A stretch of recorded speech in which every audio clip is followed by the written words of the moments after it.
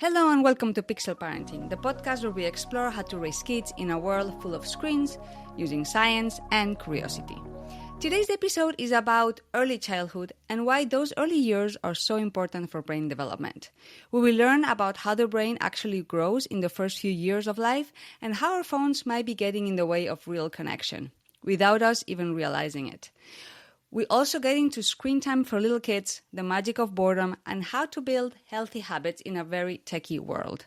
If you've got a baby, a toddler, or just want a better handle on how early childhood development really works, this one's for you. So I'm very excited to welcome Rebecca Walsh to Pixel Parenting. Rebecca is the founder of Early Childhood Matters, and she brings over 20 years of experience in early childhood education. She has a bachelor's degree in child development and a master's in psychology. She has worked as a director, teacher, mentor, and parent educator. She's also a mom of 3, and she started Early Childhood Matters after becoming a parent herself. Since then, she's been helping parents and educators better understand how to support young children's minds, emotions, and relationships, both here in the Bay Area and around the world. And before we dive in, a quick heads up. Rebecca is offering Pixel Parenting listeners 10% off any of her parenting workshops or mom groups with the code PixelParenting10. You'll find all the details and links in the show notes, including her Junior Nature Explorers program for ages 15 to 24 months and her podcast, Parenting Matters. Definitely worth checking it out. Welcome, Rebecca, and thank you for being here. Thank you so much for having me on today. I'm really excited. Yes, me too. You have such a great experience. So can you tell us about your background and how you started your project? Yeah. And before we jump into that, I just want to say I'm so happy to be here because the work that you're doing is so important. And I'm so glad that you've started this podcast and are just getting this information out to parents. Thank you. Thank you. It's a teamwork. Yeah. You've been doing so much too, so I'm happy to contribute and jump in the same mission. Yes, absolutely. Absolutely. So I started Early Childhood Matters in 2010, around when my oldest, he was born in 2009 and he was becoming a toddler. And as he was moving into what was supposed to be my comfort zone of working with children, I had directed preschools, taught in preschools, and had a lot of experience in early childhood before Joey was born. And when he was turning into a toddler, I was like, great, now I know what I'm doing. I didn't know anything about the infancy years, but now I know what I'm doing. But I was quickly very humbled by that experience. And then I was trying to find a toddler class. Like I had taken all these things about the first year, and so I tried to find a class on, parenting a toddler. And at that time in San Francisco, there were none. And so I asked, actually Natural Resources was the first place I ever taught. And I asked them, do you have a workshop on parenting your toddler? And they're like, no, but you would be the perfect person to teach it if we did. So that was it. That was the beginning. It was definitely one of those moments where you see a need in the community and then you see that you have a set of skills and those things kind of come together perfectly. So I started with those parenting your toddler workshops, ended up teaching them at Kaiser for many years and many resources around the city. And then it's slowly morphed to include first-time moms groups, second-time moms groups, and our nature explorers groups where we get kids out into nature. Fun. Yeah. Love that. Yeah. I love nature. So what are some of the foundational principles of early childhood development that all parents should know? What do you talk about in all those classes that you give?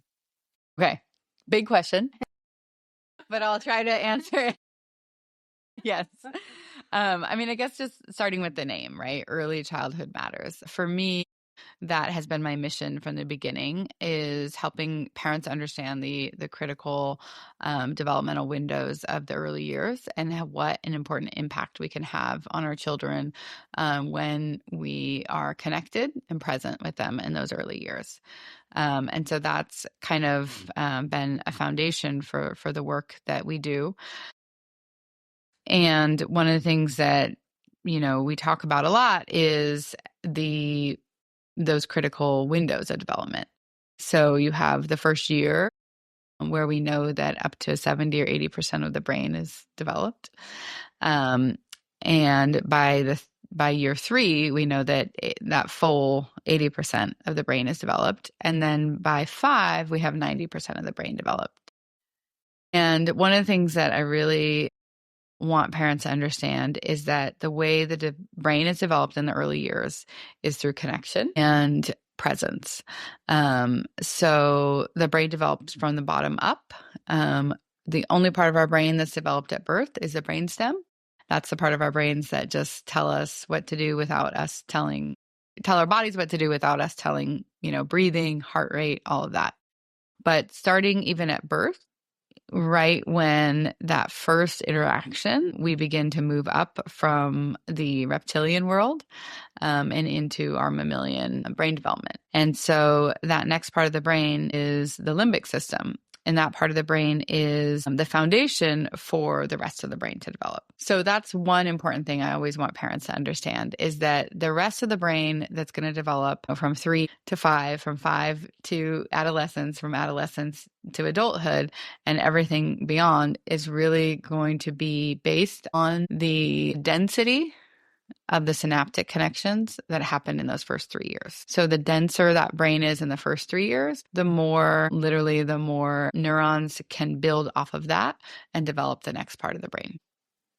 So how do we make it dense as parents? Yeah. Right? Yeah. Great question. So when we talk about brain density, we're talking about literally brain neurons coming together and forming connection. And there are really 2 important ways to create brain density in those early years. One is what researchers call a serve and return. And so that means when a child is reaching out for a connection, maybe, a young toddler is pointing at something, looking at something, noticing something, and that's their serve, right? That is what we call a connection serve. And so when that serve is returned through somebody, noticing what they're pointing at, noticing what they're looking at, expanding upon what it is that they may be interested in, that is a return. And so when we have a serve for a connection and that's returned, we have little synaptic brain neurons coming together. More fundamentally than that is a serve that is a need serve, right? So when I am hungry, when I'm in pain, when I'm cold, when I'm tired, those are my other serves that I'm putting out. And is somebody there to comfort me? Is somebody there to feed me? All of those really basic things. But is someone there to be there for me?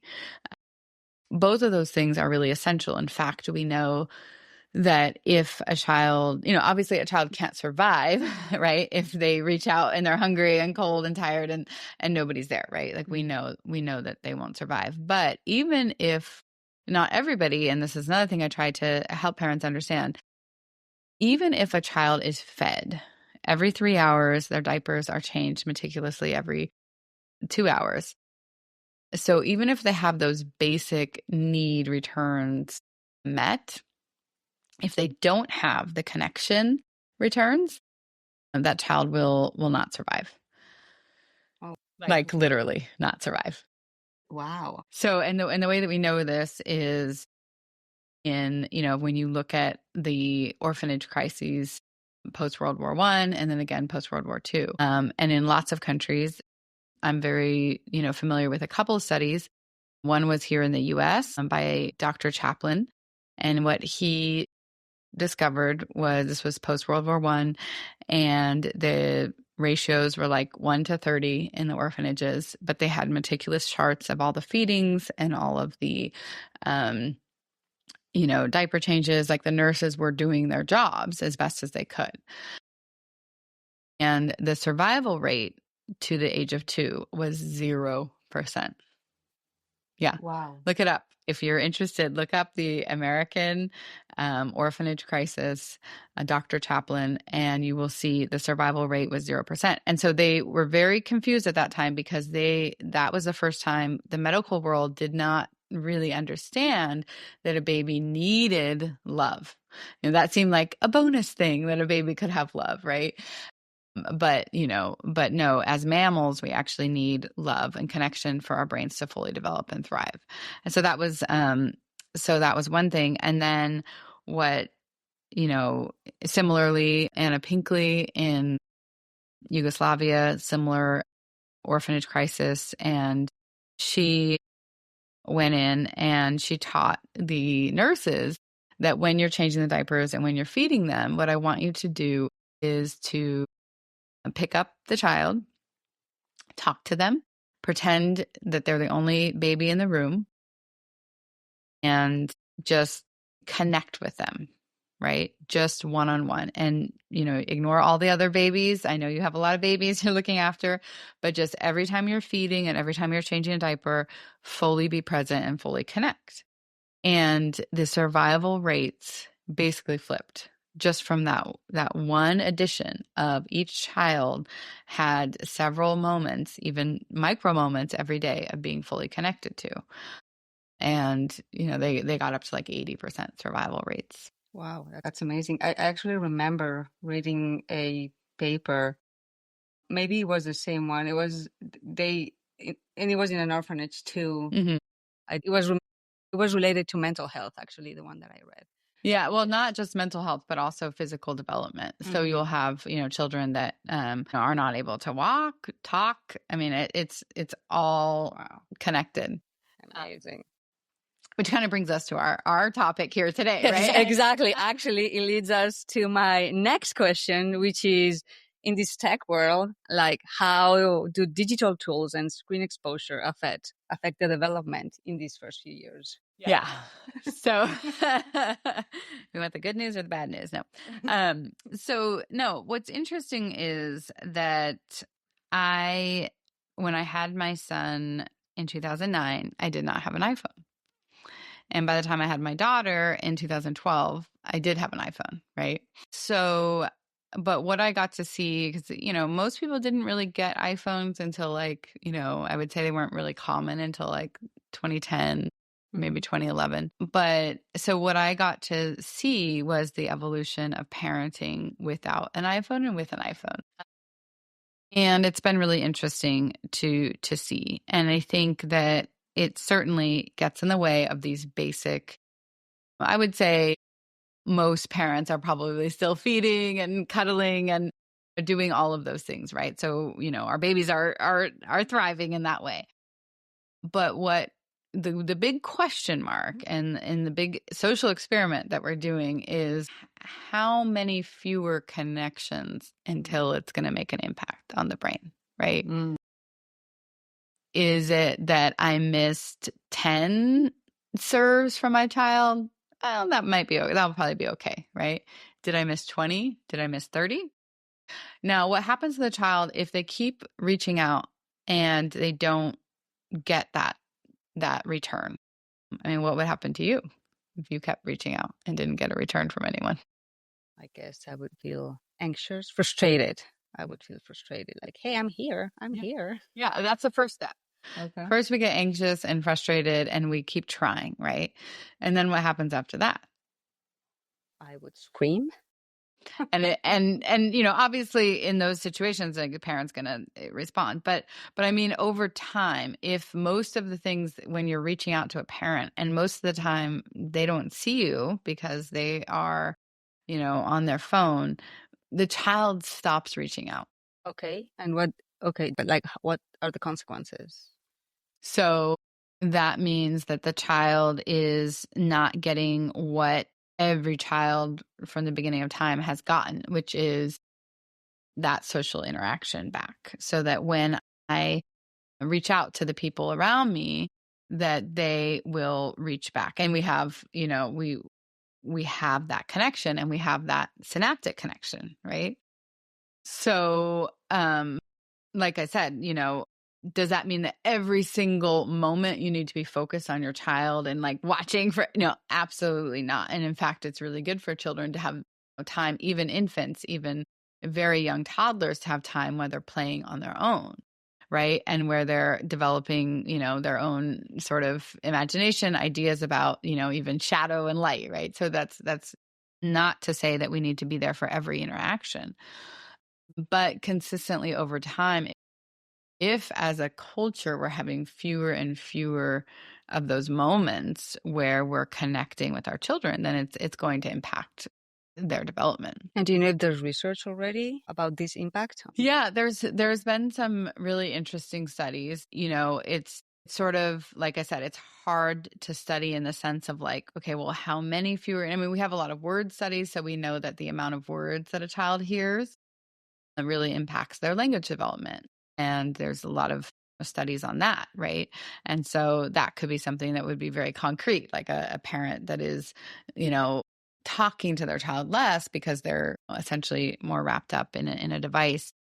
That's going to impact their language development. But another interesting study that was done was around, they brought young toddlers into a room. I think they were about 18 months and to 2 years, I believe. And they had the mom on her phone and the child was playing. And then they brought the child back the next day. And this time the mom didn't have her phone anywhere in sight. The third day, they brought the mom in and just had the phone in sight, but the mom wasn't on her phone. And what they compared was the level of play of the child. And what they found was when mom was on the phone, the child's attention span was much more limited. So they played with like many different things. They were bouncing around the room. They were unfocused. And then when the mom was off her phone, the child was focused. The play went deeper. And when the child was the phone was just there on the table, the mom wasn't on it. It was somewhere in the middle. Interesting.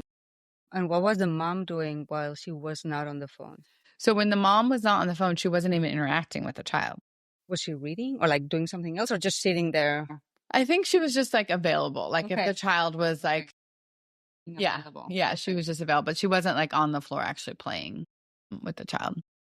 But I would say another major study that we have is around the impact of connected play with a child and how when we, and one thing I teach parents is even like 10 minutes a day can be super powerful to just turn on. I would like put my phone on airplane mode, literally set a time for 10 minutes and then just be on the floor and following the child's lead. So you're not trying to teach them numbers, colors, letters, different languages. You're just following their lead. And we have many, many years of research now on the impact of, those, like I said, serve and return. So if you can get a 10 minutes of, a serve and return, then you have this development in their identity, their self-esteem, their creativity, their engagement, their attention span, all kinds of things can be impacted. But I think it is, and this is maybe the tricky thing, it's really hard to know, like at what point does that tip, right? Like, so if I'm with my child for 10 minutes a day, but then the rest of the day I'm sort of available if they need me, that's probably pretty good.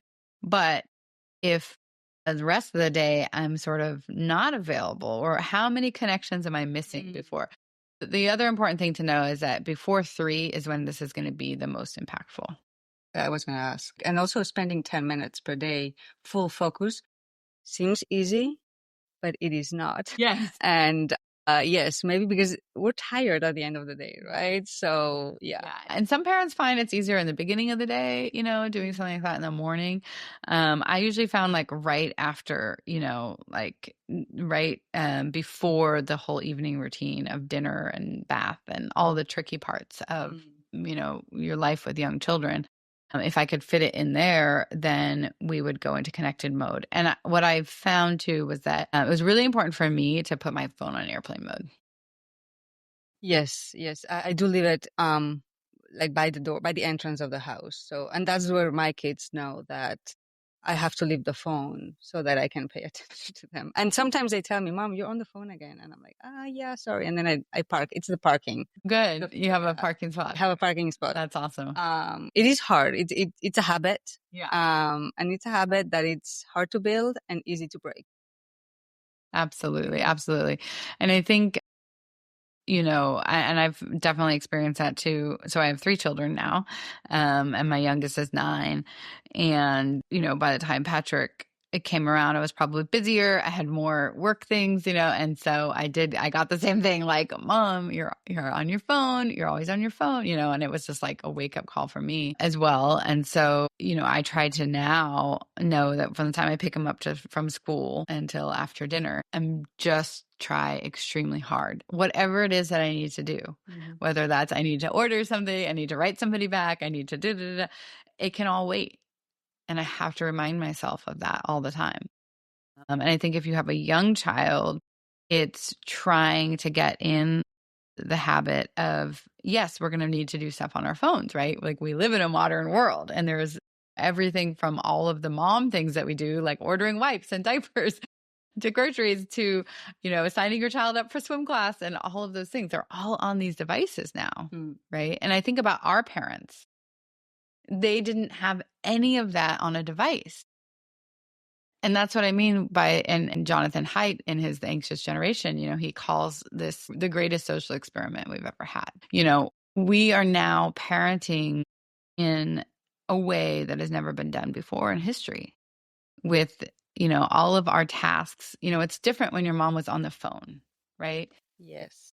And she was talking to another human and it felt like a conversation. While when we're on the phone, we're just looking at screens and they don't know what's happening. Even though I try to explain to them, I'm writing a message to Colette's mom. I'm writing a message to blah, blah, because we need to set up the play date for this weekend. Yes, exactly. I try to, Mom, you're on the phone. I'm like, I'm doing this for you. And I literally 90% of what I do on my phone, I would say is for my children. When they're home, because I'm working, I might use my phone during the day, but like when they're 90% of what I'm doing is for them. And so I used that for a long time to justify my actions, I think. And then, like I said, when my youngest started calling me out on this and saying, you're always on your phone, which obviously wasn't true, but the fact that he could even feel that way, I wasn't available to him.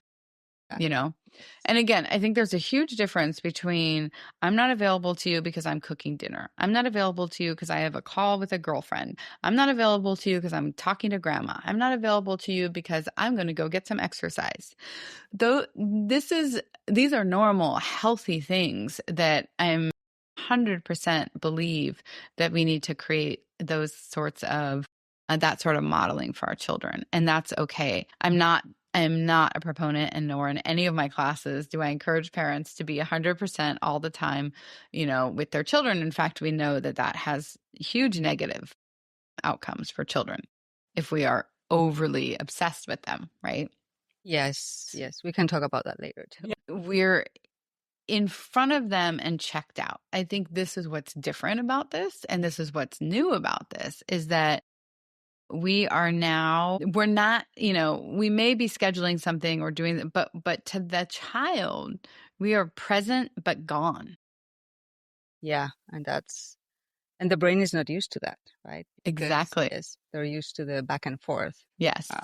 Yes. So we've been talking about our interactions with the phone as parents. What about the interactions with children and the screens? Like any recommendations? Yeah. So I think fundamentally between 0 and 3, there are these 2 ways to think about screens and technology. One is our technology use and how that may be limiting the interactions, the rich, dense social interactions that a child needs to thrive, right? But you can kind of think of it the same way. If a child is on a device, certainly before the age of 3, because we know that 3 is that window, right? 3 is when the limbic brain is formed. The limbic brain is the social brain. Okay. After that, the child, not right on their 3rd birthday, but around 3.5, they have more access to what we call the cerebral brain. That's the thinking, learning, language brain, the executive function. And they don't have great executive function, obviously, at 3.5, because we know this brain finishes development 25, 27. But what we do know is that the sort of being able to use reason, logic, all of that comes after 3. What happens in those first 3 years is the social and emotional self. So going back to your question, we already know what builds that brain. When my needs are met and when the connections that I'm seeking are returned. That's the fundamental thing that I need. I also need movement, right? And all of those, but like those are the fundamental brain, what we call brain builders. Connection returns and need returns. Okay. So when a child is not receiving that because a parent is on a device, that's one thing. Another thing is when a child is on the device, they are not building their brain to have those moments of connection. So whether that's with another person, or whether that's with something that they're interacting with, a toy or, an activity that they're doing. We know that play builds the brain because play allows experiments. It allows trial and error. And we know there's many elements of play that are not available in a one-dimensional screen world. That's why I think about the importance of between 0 and 3, if you have to give your child a screen because whatever, the importance of co-playing and being with them, right? Because if you're explaining to them what's happening on the screen and then translating that information into real life or making the connection with the real life, then the screen could be useful, but not necessary, right? Right. Yeah. I mean, I'm hesitant to use the word useful because I don't think that there's no need. Obviously, humans have been around for a very long time without a need or a use for a screen, right? So we know, I wouldn't say it's useful. It can be less damaging in that way, yes, right? Because you could be using it to connect. But the guidelines as far as the American Academy of Pediatricians, it used to be 2. And somewhere along the line, I believe it was in 2016, which is interesting. That means that my son was already, 7 years old by the time they changed that guideline, 18 months. And I'm thinking there's no new research we know about the brain and how anything changed about the brain or development. I don't know how that changed, but I can tell you it's not based on research. When we think about a screen, we should think about it like frosting, or a special cake. We're not going to probably give our 18-month-old frosting. We may give them a piece of cake, a couple times a year, right? Yeah. Now, what happens when they're eating cake? It's not that one piece of cake is so bad for them. It's that one piece of cake is filling them up on something and they're not getting something else, right? So then they're not eating the raspberries and they're not eating, the carrots, and they're not eating, whatever the protein and the whatever they're having for dinner. It's the same thing with screens. So it's not that this one time they watch a screen is so damaging. It's what is the brain missing out on? And so that's kind of the fundamental way that I look at screens in the early years. Because parents are always like, well, this is educational and it's this, and my child's learning that, and my child's learning that. And first of all, we know that in the first 3 years, there's nothing that a child can learn from a screen because the first 3 years are about the social emotional self. It's the social emotional brain. And so if they are learning something, there are, course apps and things that are teaching them numbers or colors or whatever it is. If they are learning those things, first of all, that would be 3+, that the brain would even need to know any of that.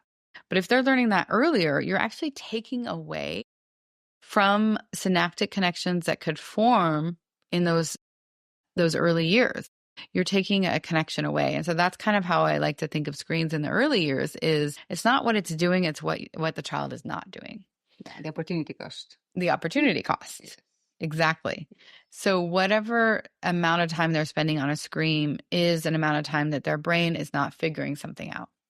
Their brain is not exploring. Their brain is not discovering, and their brain is not connecting to somebody else. And so that's the biggest risk. Yes. So for parents, I mean, it is hard sometimes, and not every family is the same, to not provide a screen, right? Like you have a meeting, you have to cook dinner and whatever, right?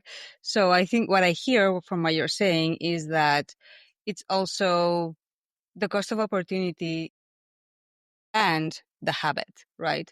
When it becomes a habit, then there is a major opportunity cost, Yes, right? exactly. That's So if you have something, that comes up and your nanny is sick and your husband is traveling and you put, you put your child in front of a screen so you can do an hour meeting. Is that going to cause any permanent, difference to their brain? Absolutely not, right? But again, it's that, well, what is going to shift? Is it an hour every day?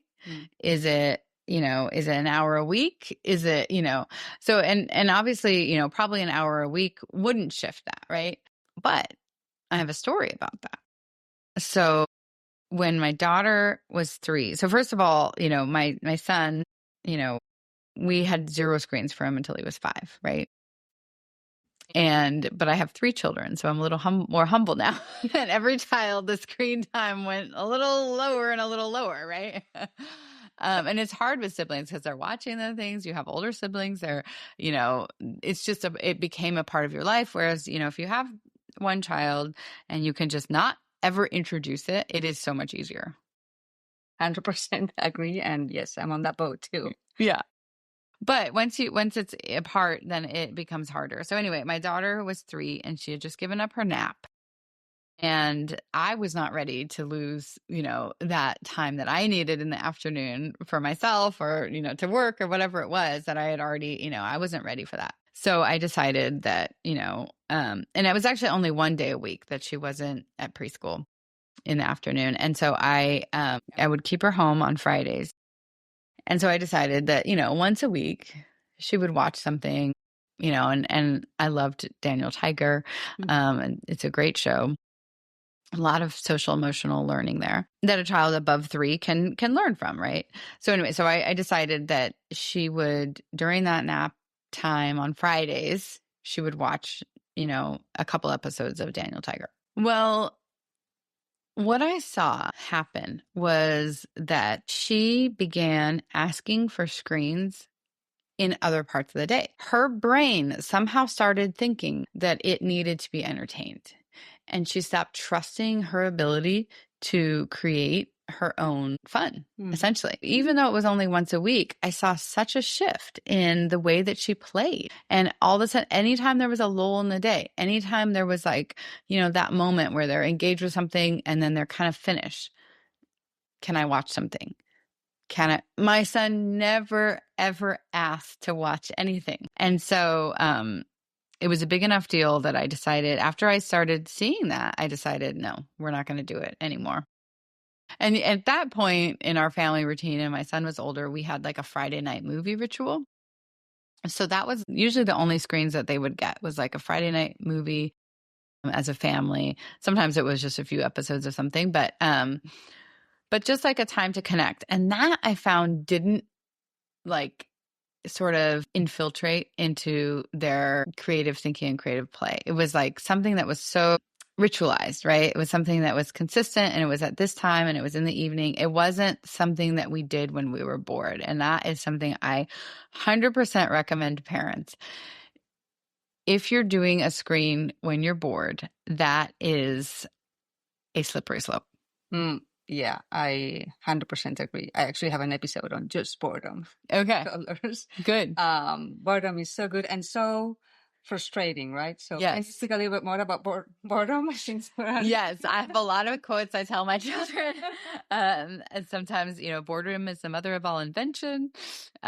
Boredom is when, when you're bored is when creativity begins. A lot of other annoying things they don't want to hear when they're bored. But I really believe that when we get in the habit of the instantaneous entertainment, then we really stop being able to create an inner world for ourselves and a way to think of new ideas. And we know that, when that is the catalyst for creativity is when we don't have something structured. And, another slightly related, maybe not as related to technology, but like the overstructuring of childhood, in a similar way, where children are being, from, soccer to music lessons to ballet class to this, to that, and they're not having time to just play. It is actually changing their development. They need to learn to be bored, just the problem Absolutely. solving, Yeah. frustration, and all of that. And we adults too. Like when I'm in a red light, I'm in the car. I cannot stand that boredom moment. It's 1 minute of red light. What I do, I grab my phone. Isn't that interesting? Yes. How we're so wired for that now, right? And even probably ourselves, 15, 20 years ago wouldn't have. I mean, I find like, yeah, just like also like when you're in line or I always find like when you're at a restaurant and the person gets up to go use the bathroom, so hard. I try to challenge myself in those moments. Like, what else could I do? What else could I wonder? What else could I notice about, the people around me or, all of those things? Yes, to develop the boredom muscle, which it's not a muscle, but definitely it's something to work on. And they say that like, going back to this, what are children losing when we're on our phone? It's like they say that a phone is like 20 other people in the room, but it's not.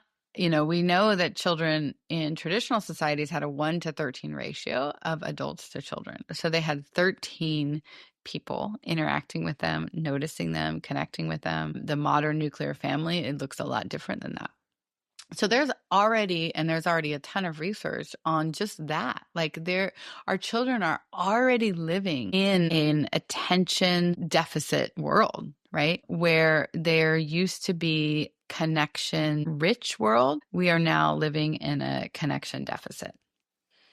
Interesting. Actually, one of my next questions was regarding attention. Like, are there particular developmental areas, especially attention, that are sensitive to tech use? Like you already mentioned speech development, social skills, but I think attention, I've read. Yeah, absolutely. So, there are more and more studies coming out on this is the thing. And again, this is the experimental generation, right? We are, and, Jonathan Haidt in his book, The Anxious Generation, published this book around how children that were coming of age at the invention of the iPhone right around 2010, their mental health has plummeted. So, we are the research is still coming out on all of this. But what we do know is we know how the brain develops. And we know that the window from 0 to 5 is the foundation of the brain. So I already talked about 0 to 3 being that social emotional foundation. And we know that 3 to 5 is another huge jump in the way the cerebral brain is set up. So even from 3 to 5, if we know that children are, again, the thing with technology and screens is that it is moving so quickly and it isn't giving children a chance to even sometimes be frustrated. I mean, you take a simple thing like a math game versus a math puzzle. Okay. So, when a child is doing a math game, right? And even our school, that's our homework is to do these math games. On the iPad or on the tablet. We just use our laptop for it, but yeah, it can be on anything. What I find is that there's no frustration tolerance being built up because if he doesn't know how to do it, he just keeps tapping until he finds the answer. Yeah. So he's actually not even getting frustrated about not knowing it. Meanwhile, I'm in the kitchen making dinner. I have no idea that he doesn't know how to do this problem because he's just tapping at a screen. So parents, sometimes they think, even for younger children, oh, it's a math game, but you actually don't know if your child is learning or if they are just randomly guessing and pushing buttons. And now, if your child was doing let's say a math puzzle, right? And they had to, try to figure out, the 3 balloons and they had to match it to the number 3. You will hear them when they can't do that because there's no way to get those puzzle pieces to fit together if they don't. They have to be actively thinking. No, they cannot guess. Yeah. I mean, you could, right? But it would take trying and act and thinking. And probably at that point, the child is, I can't figure it out. And then when we are there to support and say, oh, do we need to take a break? Do you need to take a deep breath? I wonder if you tried counting, first and then try to find the number or something. So that, again, already it's more interactive. You already know a lot more about your child, but the frustration tolerance is something that is really being researched. And its connection to attention. If children, they're getting so many distractions that, reading is declining because reading takes focus. And so many teachers are reporting that children are not able to read, 20 pages in, 5th grade or whatever. So anyway, so yes, there's so much around attention because what we know about the brain is that it's a use it or lose it model. So if the part of the brain that is learning to focus isn't used, those things will be pruned. Interesting. Yeah, like we have to practice the things that we want our brains to preserve and save and experiment for us. The brain is a muscle essentially, and we're not practicing that kind of focus. So it's absolutely impacting. But the other big impact I would say is with anxiety. And, this goes back to play. And I think this is something really important to talk about to parents, and in the book, The Anxious Generation, he's looking at, why the anxiety rates are skyrocketing.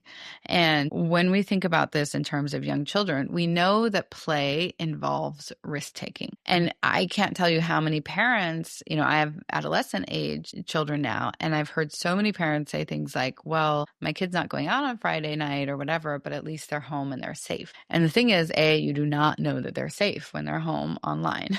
Number one. They're safe on the physical world, right? Maybe not on the... Maybe. I mean, depending on, all kinds of, predators, But the thing is, and on cyberbullying, that obviously is going to affect their physical safety as well. But the other main thing is that when children are not out in the world taking risks, they're not building what we call the arc of being able to manage and cope with feelings. And when we think about this for young children, so when a young children plays, we know that there are certain elements to their play that they're always seeking. Okay. And they often involve this level of risk. So if you think about it, it really makes sense. They're looking for speed. They're looking for height, right? They're looking for hiding and covering. There's a couple more. Dangerous tools or dangerous elements. Yes, 100%. Right? Yes. And then rough and tumble. So these are all things that we know, and this is based on the research by Ellen Sandstetter. And we know that children are doing this risky kind of play.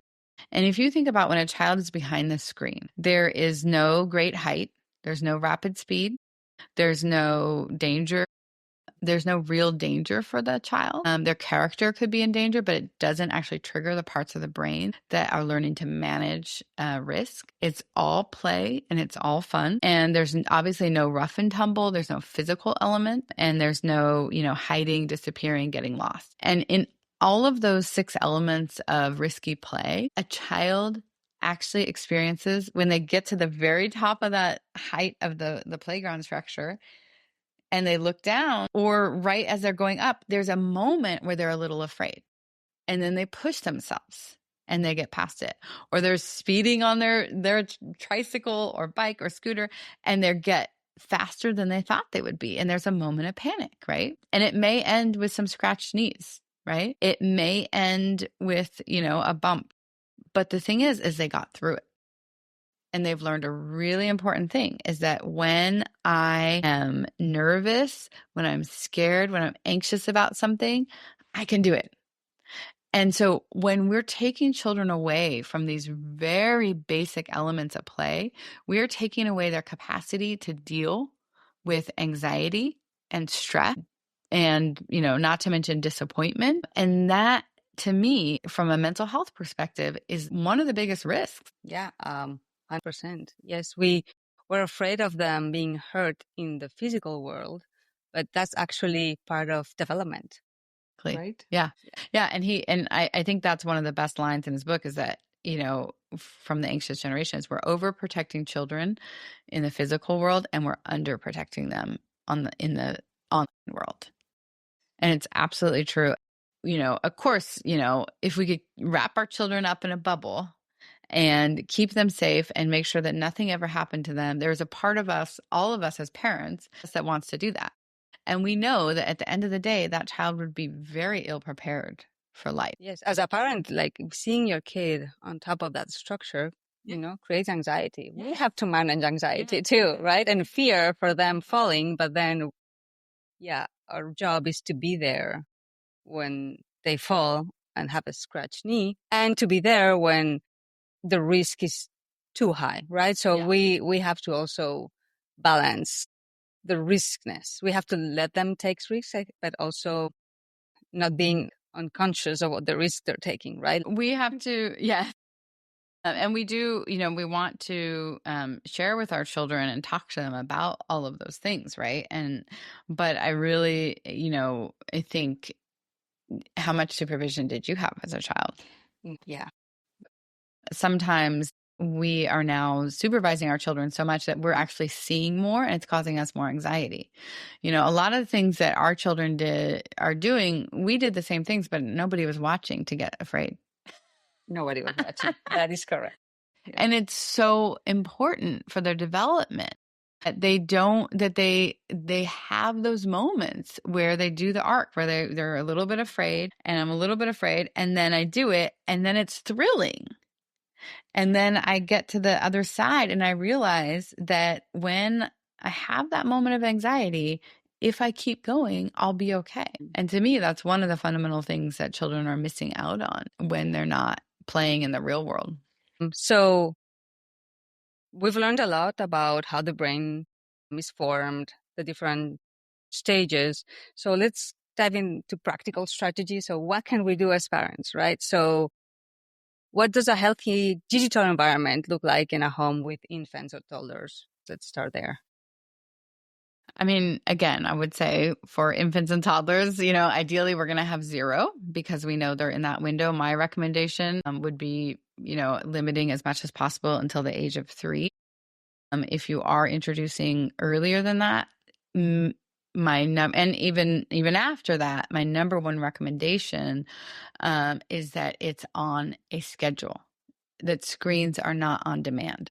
Once it becomes on demand, once it becomes the lull in the moment, the time when I need to make dinner or your dad's not home and here's the screen and it's out of the ordinary and it becomes something that can happen kind of anytime, that's when we see children losing their ability to be creative, to be imaginative. And if you can get through those hard moments, and I can definitely give you a few ideas of things, to put out for your children while you're making dinner, while you're, if you do have those moments. But I would say, yeah, for those first 3 years, my recommendation would be it's very little as possible. Emergency situations, can you get through a plane ride without it? Yes. I think you have. I have, yes. With my oldest, because then there's the sibling, right? The situation. But yes, with my oldest, we flew back to Spain many times until she was, I think, 3 or 4. She did not have screens on the plane, which requires a lot of work from parents, right? So you need to be on that mindset. So not everybody's on that mindset. Then her sister, of course, had screens or movies in the plane way before 4. Yes. I know, us too. And we had similar, trips to Australia. And I mean, I used to plan more for the plane rides than I did for the trip. And just like, thinking of all the different activities and I was in that headspace. Now, if I was going to, my grandmother's funeral or, something, maybe I wasn't in that headspace. And another question to ask before you give a child a screen is, have I tried everything else? Have I exhausted the possibilities? Because if it becomes a habit to just give that screen without thinking about, well, what are they missing out on?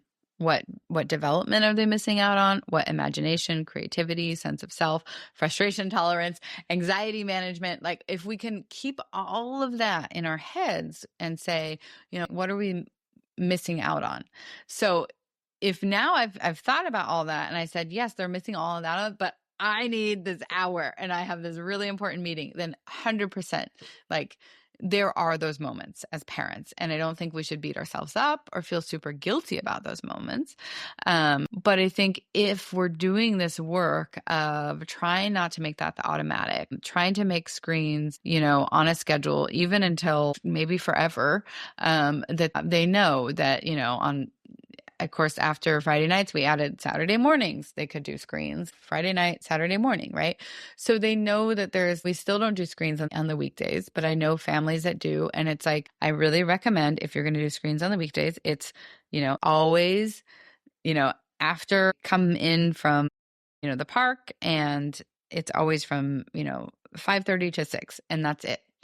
And another really important, just like small tool that I give parents is like, the half hour thing is not going to work because no shows are half hour, right?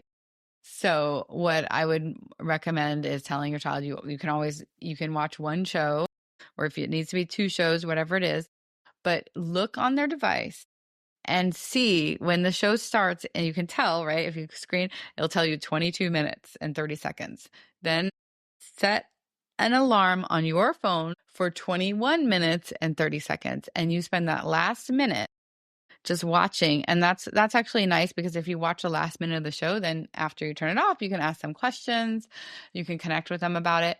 But even if it's just, that 1 minute, you're there for that transition, because we know that all of these shows, it's not like TV when we were kids, right? And the TV show would go off, and then there's all these commercials, and the child loses interest, and that's a great time for mom to pull you to the dinner table. That's not happening anymore. It's auto, and sometimes the kids know how to skip intro. So we're not even hearing that a new show started. Yes. Right? And that's why it's important to communicate about the importance of, trust, and why screens, why is it 30 minutes? Why not an hour, right? Yeah. Having the conversation, not just the rule because I'm mom and I say so. Well, yeah, and even just explaining to them, this is like candy, and we don't have candy for breakfast and lunch and dinner, and we don't have candy all day, right? This is just a treat, and you're going to have this treat. Like I said, whatever you figure out works for your family. But my biggest recommendation as far as good digital habits is that it's on a schedule, it's not on demand, and it doesn't become something that they can ask for. And also, another big recommendation, I see this more and more. Again, no iPhones when my oldest was going through his toddler years. But one thing I see more and more is when a child is upset or tantruming. And that's really worrisome to me as an educator, because again, a child needs to know that if I didn't get the cookies, if I didn't get the yogurt, whatever it was, and I'm upset and I'm sad, and if I then have this instant gratification and distraction, we think about when a child gets older and they're feeling sad about something, they're feeling disappointed about something. Do they need to go to an instant distraction? Now it's a screen. What could the distractions be as they get older into the teenage years?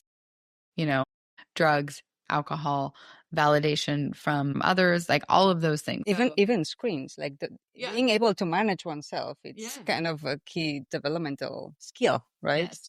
So that's just something to really, I think, pay attention to as far as literacy habits. You mentioned creating schedules, but there's also probably some schedules that are better for child development than others. So, eating with a iPad and can you speak to that? Yeah, so that's one recommendation would be not, really resisting that urge to give a child a device when they're upset for consolation. Because they really need to be able to go through that arc where they say, oh gosh, I was upset, but guess what? I made it through. And that is going to be with them for the rest of their lives, the ability to manage that emotion and go through that. So that's a really important thing. And then screens, when we're eating is another really important thing. And what we know from lots and lots of studies of obesity, eating disorders, is that when a child loses touch with their hunger cues, This is what leads to a lot of these eating problems later on. So when a child is eating and they don't want to sit at the table, they don't want to, they don't want to, and then we put a screen and I have a lot of parents say it works great. It works like a charm. They sit there and I can just shovel food in their mouth. Okay. When we think about that, right, what we're doing is we're telling a child that not to listen to their body, to use food almost as, something they're not thinking about, they're not conscious about. And so, yeah, that's, there's that, and that's been going on. And those studies are really old because we had the TV for a very long time. And so that was a recommendation, way back in like the 80s, was the link between watching TV and later obesity and or eating disorders. So it can go both ways. If we already have that habit about like eating with the screens or any other habit that after listening to this podcast we want to change, can we change it? Is it too late? How do we do it? Yeah. Great question. No, absolutely not too late. Will it be hard to change? Yes. I recommend giving yourself about 2 weeks. And I actually have, in a lot of our classes, I recommend whenever we're making a shift in parenting to give yourself 2 weeks, whether it's you're setting a new limit, you're setting a new expectation, give yourself about 2 weeks until you see that your child is able to accept that limit, accept that new change to the rule. So if you know that it's probably going to be 2 weeks of resistance, of maybe the tantrums will be longer and louder, and you'll have to, but I would say, I mean, it's different with a child under 3 versus over 3. So maybe we can separate that a little bit. When you're making a change, with a toddler under 3, then, you won't be able to do much as far as like telling them ahead of time and prepping them and kind of explaining. But for the child under 3, it's going to be more of a mindset that you have that, okay, things are going to get worse before they're going to get better. And being very proactive to replace those with other activities and other things. So if it's, the child was tantruming and we were in the habit of giving them a device, you may try, and you can, you're welcome to take one of our classes on toddler tantrums that we have available on our website, earlychildhoodmatters.org. But, basically just you want to have a new tool. So the tool there would be acknowledging the feeling, saying to the child, oh, it looks like you're so mad. It looks like you're so mad. And you really wanted mama's phone. And I see your cheeks are hot and, your eyebrows are scrunched, and just kind of describe what you're seeing. And you can even tell your child, can you say I'm mad? And even give them a sign if they're pre-verbal. So you want to have, another strategy to replace, obviously, if you were giving them a screen in that moment, or if it was more of the meal time and you were giving them a screen during the meal. Again, if they're over 3, you would want to have this conversation ahead of time and talk to them about, well, what are your ideas? I was reading this book, I was listening to this podcast, and I found out it's actually not really great for you as you get older and as you grow and develop. And we really want you to be able to know and trust what's going into your body and to be connected to that. So we want to change, but we're interested in hearing from you. What do you think could help at the, and you really don't want to have like toys, like all those kinds of other distractions either. But again, I mean, this is, that's probably a whole nother class. Yes. On like, but if you are making the change, give yourself time and have some other things that you're replacing. My top tips for meal times are, replacing with questions where you go around as a family and talk about, we would do blackberries and brambles, or we would talk about with young toddler, just talk about the zoo, talk about the weather, name all their friends in the class. Look for everything red in the room, something that you're engaging them with and having a conversation is okay. Lots of studies on that is not, the same level of distraction that a screen would provide. So yeah, absolutely. You're going to be engaging them, but we don't want them completely checked out during that moment. Cool. So what are your top 3 non-screen solutions or alternatives to screens while you need to have your children entertained while having dinner, while you're cooking or whatever, and your partner is not there? Yeah, exactly. So in these cases, I was very thankful that I was a preschool teacher before I was a parent. And at every preschool I ever worked at, we didn't have a computer or screen in the classroom. I know some of them do now, but I never worked in one that did. Most of them still don't.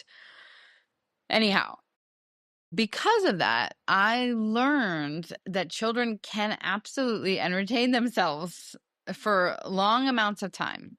And I think, obviously when they have a friend, it's different. But without a friend, the thing that I found the most engaging for a child would be some kind of sensory or water play activity. And so for me as a parent, those were always my go-tos. And I would ask my child, do you want to help mommy cook? Or do you want to do some Play-Doh, for example? Do you want to, and so I would say my top 3 are Play-Doh, homemade Play-Doh. I find is way better than store-bought Play-Doh. They will play with it longer. It's more engaging. It's softer. You can also find our recipes there on our website. We can link in the show notes too. But the other thing I would say is, like one of my favorites, honestly, was I would get an ice cube tray, dump out the ice, sprinkle it with baking soda, and then give the child a little cup of vinegar. For toddlers, you want to just give them a teaspoon and have them pour into each ice cube. You can get about 3 reactions, and then they keep going. That's 3, 6, 9, 12, right? Yeah, it's a while. You can get dinner made. You can also save your little, the baby medicine droppers, because those are great. When they're 3 and up, they can squeeze, get the vinegar, and then let it out. And it's, that's super fun. So that was something I knew I could always have in my back pocket. And then otherwise, just giving a child a little, get like a lasagna pan, a few cups, and just give them an opportunity to play with water. And just water, and you can put some colors in it if you want, but just water play will entertain a child, I promise you, as long as an episode. That's a great tip. And also, we need to assume as parents that it will get a bit messy, but cleaning up the water with coloring, it's just a wipe, right? So it's not a big deal, right? Yeah. In our toddler class, we spend one of the sessions on sensory and art activities and alternatives to screens. So most of them are easy cleanup, because I think it is really important for parents. I know some parents, you have less mess tolerance. I have a pretty high mess tolerance as a preschool teacher. But what I always encourage parents, the amount of time your child played with the activity versus the amount of time, it probably will take you 2 minutes to clean up. And the ones that I just gave you are very easy to clean up. Yeah, I also used the rice one, you put rice on a bucket. But exactly. That's messier. Yeah, depending on the age, that can be, black beans can be better, a little easier to clean up. Cornstarch and water, there's a lot of different, you can look up sensory play ideas, but to me, those were my lifesavers. That's what I did. If I had a meeting, if I had something I needed to do, I knew my child would be sitting there. And even if they're in a high chair still, you can strap them in the high chair and put the sensory thing there. And then, if you're worried about them getting up and down and da-da-da. And, my kids were just so happy to be in that they didn't mind being in their high chair during that time. Yeah. So we talked about these practical tips with the toddlers. But what if a parent feels overwhelmed? And what's the one small thing they can try this week to support their child's development? That's my last thing, is to make parents feel overwhelmed or guilty, because honestly, parenting is so hard, and I have never done anything harder in my entire life. And, obviously nothing brings you more joy. But it is very difficult to be a parent. And so we need to support each other, not judge each other. I think sometimes, when you look on social media, it's like, there can be that judgment or shame. And I don't want anyone to leave this conversation feeling like that. Hope, and I know your hope with this podcast, is that parents feel empowered to do that, to make some small changes that they need to make.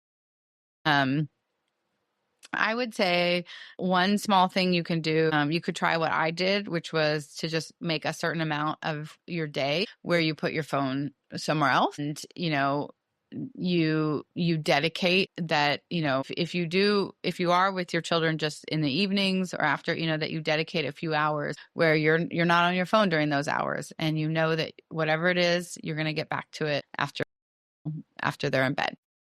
And then I would say another big thing is just the trying to get onto a schedule where the screen is on a schedule versus on demand.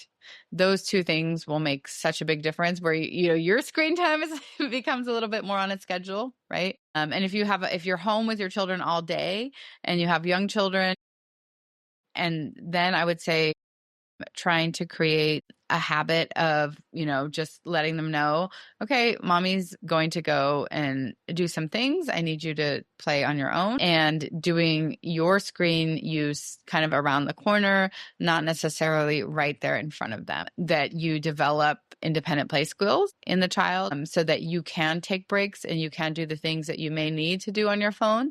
But as far as, scrolling and all of those things, just making a commitment that, those are things that you'll do later, either when they're napping, when they're sleeping.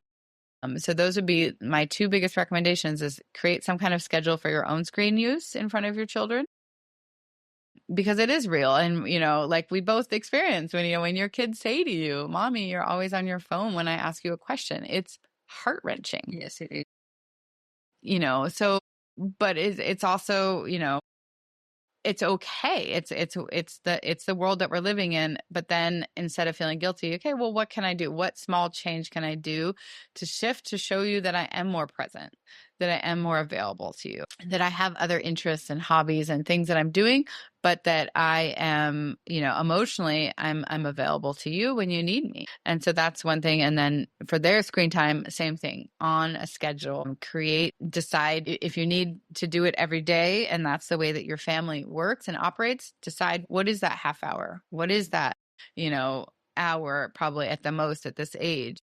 What is it? Do not change it. Have it be the same every day. Yeah, that's really helpful and not easy, especially our own phone schedule, right? That is hard, but definitely worth it. Yeah, and even like I said, just like a small shift, it might be you start by choosing, 1 hour of your day where that this is a high need day, a high need time for your child, and that's that hour that you're not going to be on your phone in front of them. And interestingly, I have heard parents say that if they have an Apple Watch, they actually use their phone less, because then they're getting messages or any kind of smartwatch, I guess, they're getting messages like texts and calls will come. And so then they know if somebody does need me, I can, but I do think like the constant, checking and it's, your children are noticing it. And by the way, I have a teenager now who has his own phone.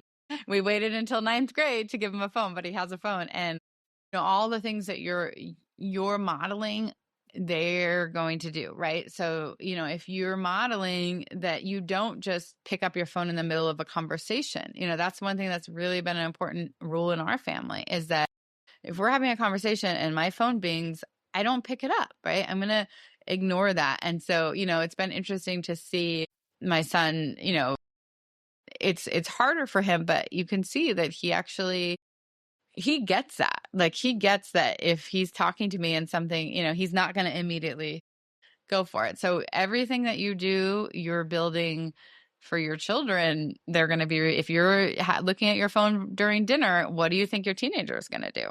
Yeah. Yes, it's an effort, but it's worth it. So what brings you hope? what gives you hope when you work with young families today? Yeah, no, that's a great question. Honestly, I think that like your listeners out there that have toddlers, I think you're actually in a way better position than those parents that had toddlers in 2012 and 2015,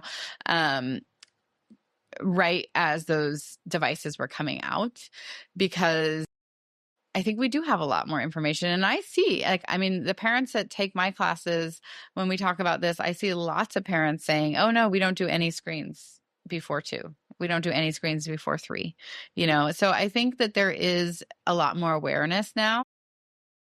And I see that parents are doing things like listening to these podcasts. They're getting more information that kind of empowers them to make better decisions versus the first generation of parents with the devices where, it was just kind of like, oh, wow, this is awesome. This will entertain you. This will do this, So maybe I see hope for this next generation of parents that are being a little bit more thoughtful. We have so much research now on the attention, on the anxiety, on the creativity, on the self-esteem, all of these things. And so that brings me hope. And I see it. I see it in these parents that I work with. Glad to hear that. I share that hope with you. So we're getting towards the end. So for parents eager to deepen about this knowledge and skills, what resources or workshops?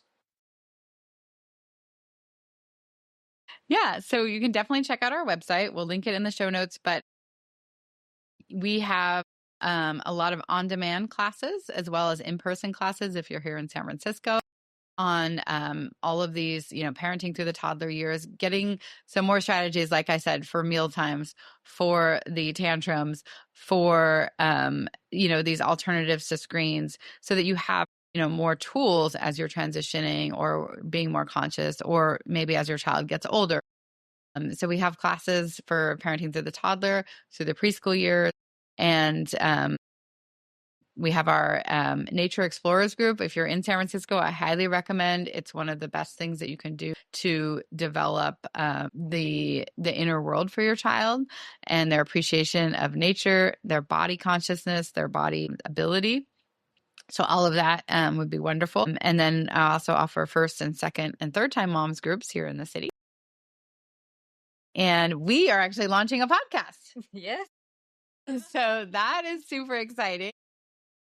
So you can go to earlychildhoodmatters.org to find out about our podcast, where we're really helping parents to prepare for. It's a Q&A type podcast with my mentor of the last 20 years and I are working together to answer parents' questions around building resiliency, independent play, confidence, all of that. So definitely check that out as well. 100%. So I hope everybody took note.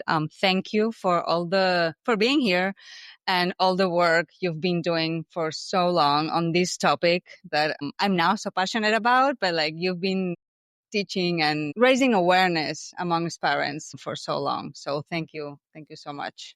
Thank you. And thank you again for doing this work as well. And to your listeners, thank you so much for listening and being there. I hope this conversation gave you a better understanding on how powerful those early years really are and how much of a difference we can make just by being present and connected with our kids. And again, if you want to learn more from Rebecca, check out her program, Early Childhood Matters. She's offering Pixel Parenting listeners 10% off in any of her on-demand parenting workshops or in-person mom groups. Just use the code PixelParenting10. You'll find the link in the show notes along with info on her Explorers Nature program.